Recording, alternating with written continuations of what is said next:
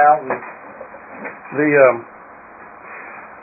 that week that we were at the campsite, it was 8 days that turned into 2 weeks because of the events that were taking place.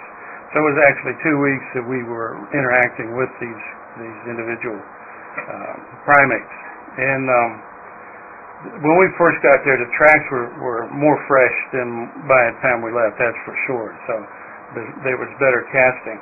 We found some small tracks, and I'll show you this one right here. You can only see the first part of it, and the heel was not as deep as the toes, and the toes were sinking down in the mud.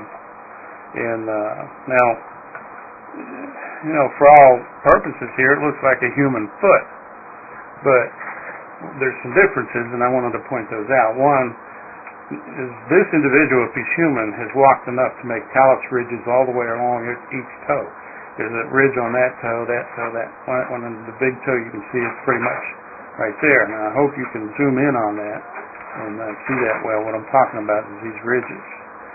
Second thing is when you look at your own foot, and you'll find out that your second toe is as long as, if not longer, than your big toe. And on this one, the big toe is the one that's more prominent. And this is a feature that Bigfoot have, is that their big foot is their most prominent, or their big toe is their most prominent toe. And then you can see how they slant down and get smaller. Now, this one shows you pretty well the shape of the toes, you know, how deep it sunk. It was 1.5 inches or so right here that it sunk into the mud. And your callus ridge around here, it's almost like leather is what it looks like. And then there's another one here. It's similar, and we cast this on 10/18/06. This one really sunk down into the mud right there. It's pretty deep, about 2 inches plus. And each toe is very noticeable. Now I want to emphasize again, this is a field. More than a field. It's acres upon acres upon acres of nothing but cockleburs that these individuals were walking on. Now you can see some of that callus ridge again starting to come down the side right here on this one. And yeah, this is the one that has it. The dermal ridge they talk about when a primate has ridges that run the length of the side of the foot. With humans, our footprint goes from side to side. It doesn't go from heel to toe. But on the Bigfoot, since it's more it might be more primate, but it does have primate characteristics, and I don't know that you're going to see it, but go ahead and try and zoom in on these ridge lines showing that has those ridges in there, because that's very, very interesting on this particular foot. There's no human that has any footprints similar to that.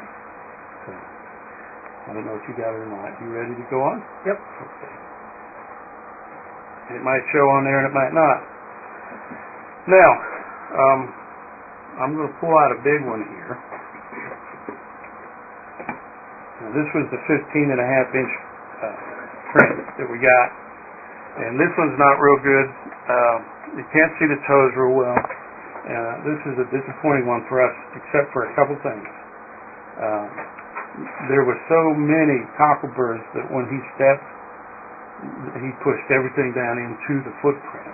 So we took footprint. When we got this out, we had twigs, and I took little tweezers and cut everything off. It was just full of stuff.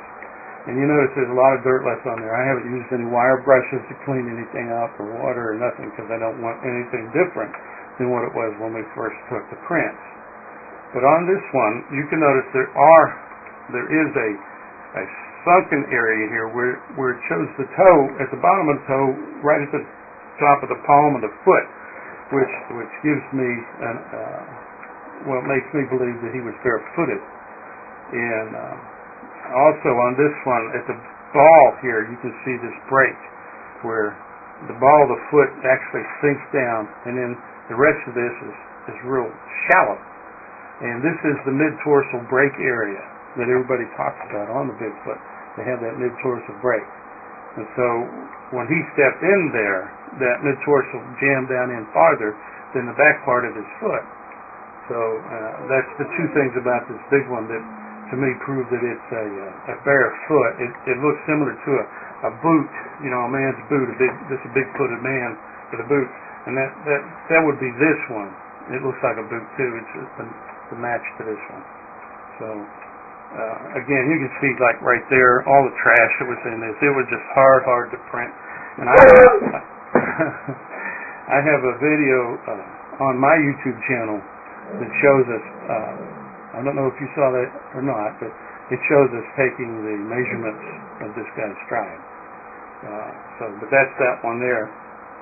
And that's pretty much it for the footprints. We had one in here that we thought was a knuckle, and there's no way that's ever going to be proved, but it's this little thing here. It looked like, I don't know, it just looked like he had put his, I don't know, like his knuckle down in the dirt. So we took that one, and we thought maybe he had kneeled down and put part of his hand in the dirt, or he or she. We don't know which one it was. So.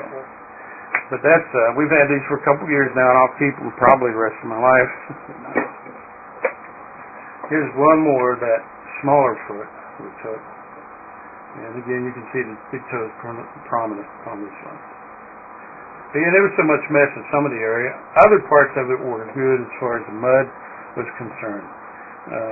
And we thought we got some better casts that actually they wound up getting broke and we threw them away. So.